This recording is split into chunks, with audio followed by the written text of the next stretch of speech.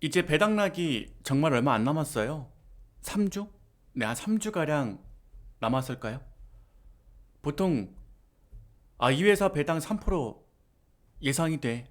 저 회사는 배당 4% 기대가 돼. 이번에 배당이나 한번 받아볼까? 이번에 배당 많이 주는 회사가 있다고 하는데, 이번에는 배당주로 이 회사나 한번 사볼까? 보통 이렇게 배당이나 받아볼까라는 생각으로 배당주를 매수하시는데, 글쎄요. 배당주를 매수하실 때는 기본적으로 저는 그렇게 생각해요. 두 가지는 꼭 체크를 해봐야 됩니다. 첫째, 꼴랑 2%, 꼴랑 3%, 꼴랑 4, 5% 배당 한번 받으려고 배당주 매수하셨다가 배당락 이후에 주가가 20%, 30% 반토막 나는 경우는 없었나요? 배당주 매수 1년 단기적인 단편적인 시야로 접근하셨다가 5년, 10년 동안 물려있을 각오도 하고 있어야 되는 것 같아요. 그래서 배당주는 단기적인 시각으로 배당이나 받아볼까 라는 생각은 굉장히 위험한 생각인 것 같아요. 둘째, 배당주를 매수하실 때는 지금 경기가 어렵잖아요. 경기 침체기잖아요. 기업들의 실적도 긴가민가 하잖아요. 그런데 그럼에도 불구하고 배당을 2년, 3년, 4년, 5년 그 이상 꾸준하게 실시했다는 것은 회사의 미래 실적의 가치에 자신이 있다는 얘기입니다. 제가 일전에 한번 얘기해 드린 것 같은데요.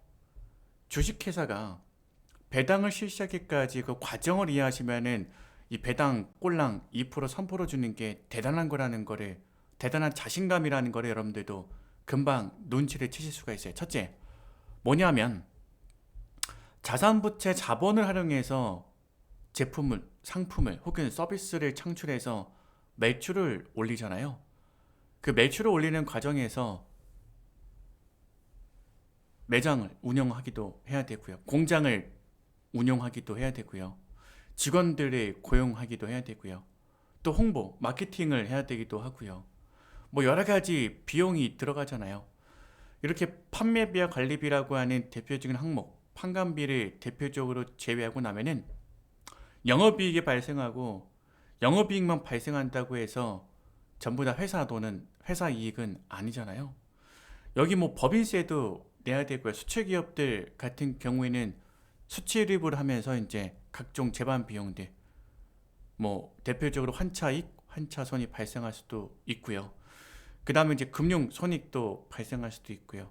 이렇게 모든 비용을 제하고 나면은 우리가 흔히 순이익, 단기 순이익이 발생하는데, 이 순이익이 발생했을 때에만 배당을 실시할 수 있지 않겠습니까? 그마저도 성장성이 있는 성장주들 같은 경우에는 배당을 실시하지 않고 이 잉여금 파트로 돈을 다시 빼거나 아니면 R&D 연구개발로 다시 또 투자를 하거나 이렇게 재투자를 하게 됩니다. 그러니까 배당을 준다는 거는, 그것도 3년, 5년 동안 배당을 준다는 거는 올해도 장사 잘했지만 내년에는 더 잘할 수 있어요라고 자신감의 표출이란 말이에요. 배당을 한번 주는 건 쉬워도 그 다음에 줄이는 건 굉장히 어려워요. 배당을 줄인다? 이 회사에 뭔가 문제가 있나? 악재로 인식하는 경우가 많기 때문에 주식회사들은 4분기 이사회에서 배당을 결정할 때 굉장히 신중에 신중을 기할 수밖에 없습니다. 자, 이렇게 우리가 배당주를 살 때는 여러분 단편적인 시각으로 접근하시는 것보다는 장기적으로 복리 효과로, 배당을 재투자했을 때 수익이 복리 효과로 엄청나게 스노우볼 효과로 인해서 수익이, 내가 가져갈 수 있는 수익이 불어나게 되잖아요. 그리고 나서 이제 생각해 봐야 되는 게, 단순히 배당 2%, 3% 받는 게 중요한 게 아니고 미래 가치, 성장성을, 이 회사는 오랫동안 자신하고 있구나, 이런 자신감의 어떤 의미로 받아들이고 배당주를 사셔야 되는 것 같아요. 단순히 그냥 이번에 배당 한번 받아볼까? 배당 나기 위해 주가 떨어진다고 하는데 이건 어떻게 해야 될까?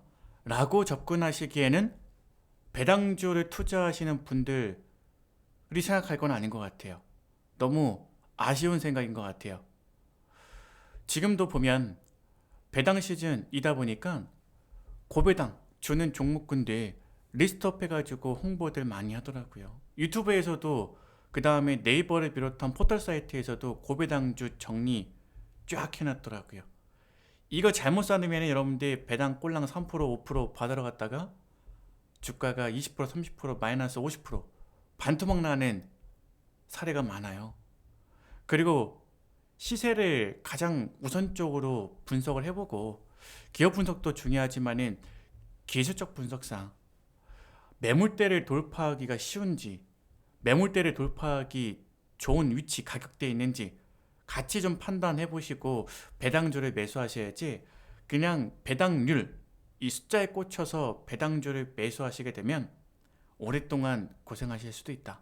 말 그대로 꼴랑 3% 배당 받으러 갔다가. 지금 중소형주 중에서도 배당주는 그것도 3년 5년 꾸준하게 고배당을 실시하는 업황 종목군들이 꽤 많아요. 제가 볼 때는 철강, 금속, 비철, 제강, 특강, 특수강 뭐 이런 섹터에서도 고배당 3% 이상 주는 종목군들 꽤 많고요.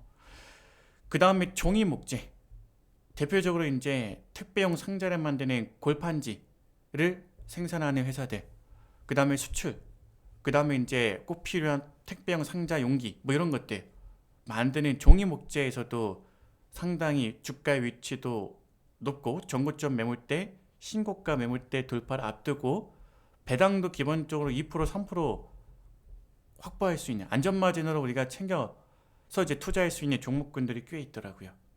자, 이렇게 섹터별로 여러분들 중소형주에서 지금 가치주라고 하는, 자산주라고 하는 업황 업종에서요 고배당까지 뒷받침되는 종목군들이 꽤 많아요.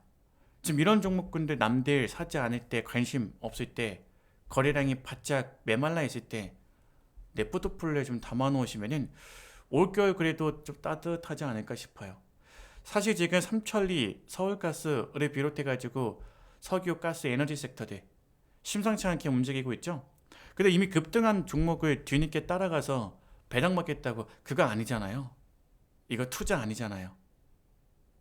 근데 사실 그들 종목군들도 불과 6개월, 1년 전까지만 하더라도요 지금 종이 목재들 주가 위치처럼, 철강금속 주가의 위치 가격대처럼요 저가주였고 낮은 위치 낮은 가격이었습니다.